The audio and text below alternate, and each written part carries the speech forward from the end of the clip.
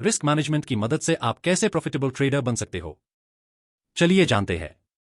तो मान लो कि आपका कैपिटल 20,000 है। तो आपके पास अपने कैपिटल का केवल 50% यानी कि 10,000 से ही आपको डेली ट्रेड करना है, और बाकी के 10,000 बैकअप के लिए रखे, ताकि अगर कभी कोई बड़ा नुकसान हो तो आप इसे रिकवर कर सकते हैं।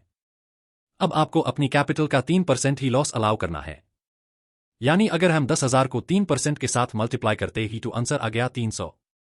हम डेली 300 तक का लॉस सह सकते ही। अब मान लीजिए जे कि आप जहां पे ट्रेड ले रहे हो वहां आपका एसएल 10 पॉइंट बन रहा है। अब पोजीशन साइज निकालने के लिए हम डेली लॉस के साथ एसएल को डिवाइड करेंगे, तो यह आंसर आ गया कि हम यहां 30 क्वांटिटी के साथ ट्रेड कर सकते हैं।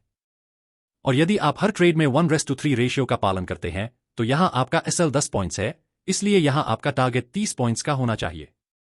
और अगर आप इसका पालन करते हुए एक महीने में 10 दिन लॉस करते हैं तो आपका टोटल लॉस होगा 3,000 रुपए, और आप बाकी के 10 दिन प्रॉफिट करते हैं तो आपका टोटल प्रॉफिट होगा 9,000 रुपए।